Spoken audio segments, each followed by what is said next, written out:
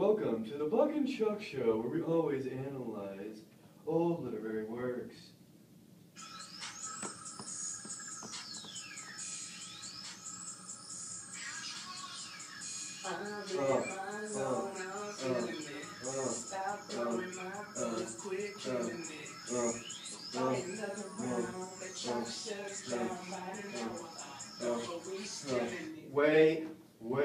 Wait. We need to be analyzing this story. Wait, what story? The B. Wordsworth by V.S. Naipaul. Oh yeah, I did. Well, what do you have on the author for us then, Buck? Well, this guy, let me tell you. His name is V.S. Naipaul. He was born August 17, 1932. He is a Trinidadian British writer of Indo-Trinidadian heritage, of Brahim, known for his novels for using on the legacy of the British Empire's colonialism. He has also written works of nonfiction such as traveling, writing, and essays. He was awarded the Nobel Peace Prize in Literature, and others include the John Louis Rice Prize, the Hawthorne Prize, the Booker Prize, and Man of the Year. Other works are In a Free State, The Engelman of Arrival, A House for Mr. Bosworth. Wow, that guy had some serious swag. No, just no, dude. What?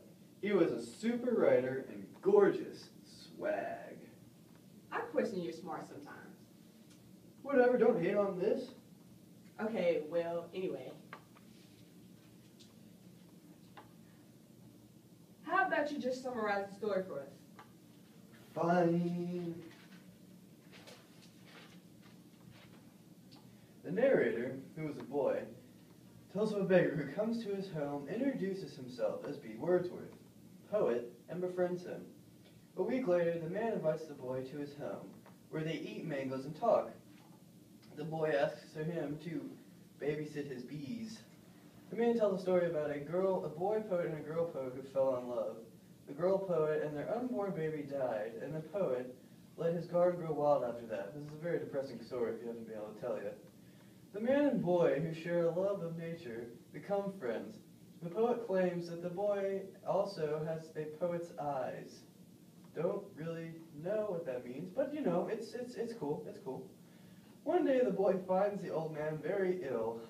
The poet promises to tell a funny story if the boy agrees to never return. Now, you know, that's just depressing. The guy's dying. I mean, come on. Don't forget, and he was still getting whooping. Still get, just, Oh!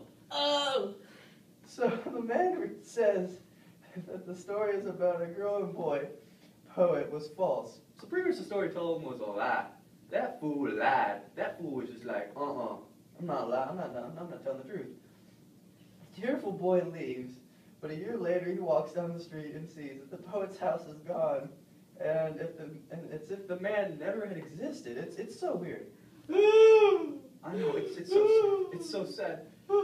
Now the setting of the story takes place in Trinidad, which is actually where the poet is actually from, so it makes sense that the poet has the story based in Trinidad. Some of the characters included Sonny's mother, and B. Wordsworth, but Sonny's mother was never really introduced in the story. The point of view was written in first person. And also, the theme of the story, which we can conclude from listening to the story and reading about it, is one can draw inspiration from anywhere, even if it is a lie. Or that another interpretation of the story, or another theme of it, is the effects of colonialism. Colonialism is defined as being a point at which a nation, we're cutting the video here, I can't read this. Well, let me take over, since you can't read this. Colonialism is defined as being a policy by which a nation maintains or extends its control over foreign dependencies. Hey, dude, what are you doing? Oh, I'm just, your leg fell off. Yeah. There we go. Okay, go ahead. All right, poets analyze everything from an emotional and personal point of view. They see the importance of any person, object, or thing. Emotions run deep. And what a great story that was. Yeah, not so much. Don't hate on my main VS Nepal. Okay, sheesh, you're more grumpy than my dang grandma. Okay. So, did you find anything in the story, maybe? Yeah, I looked into the story closer and found that it's kind of like a menage.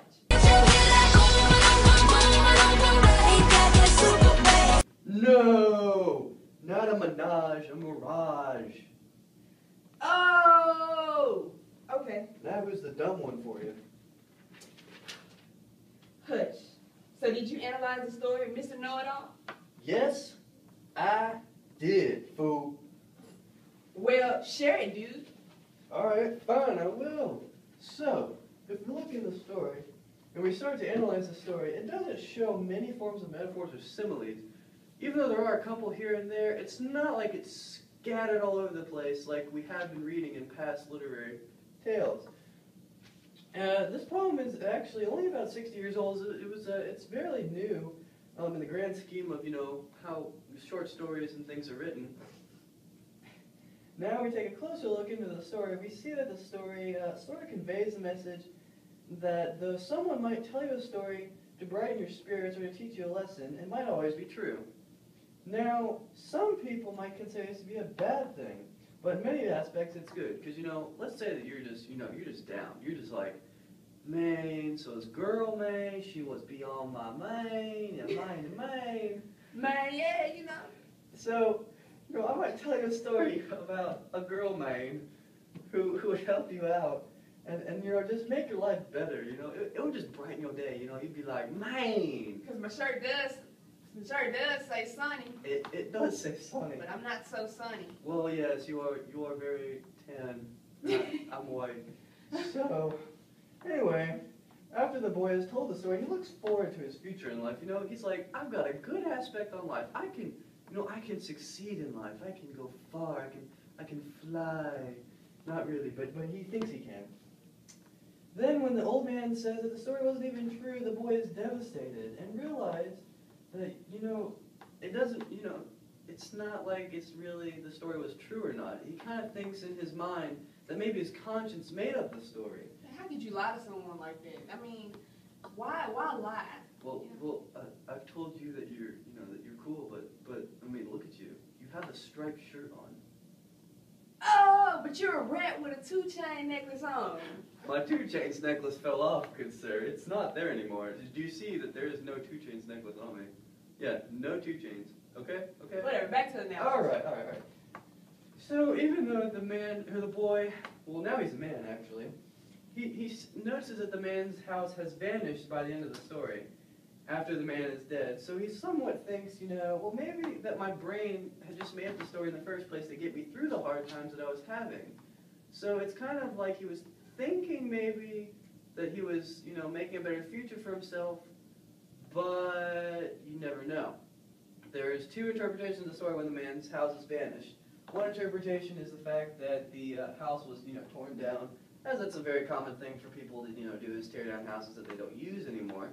Or the other interpretation is that his conscience actually created the story in his own mind when he was a child, and, that the man never actually existed. But either way, it's just how you perceive the story to be. Yeah. Okay, cool. Is that everything? I think so.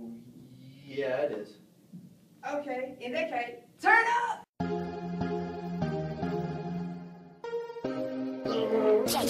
K-Mac.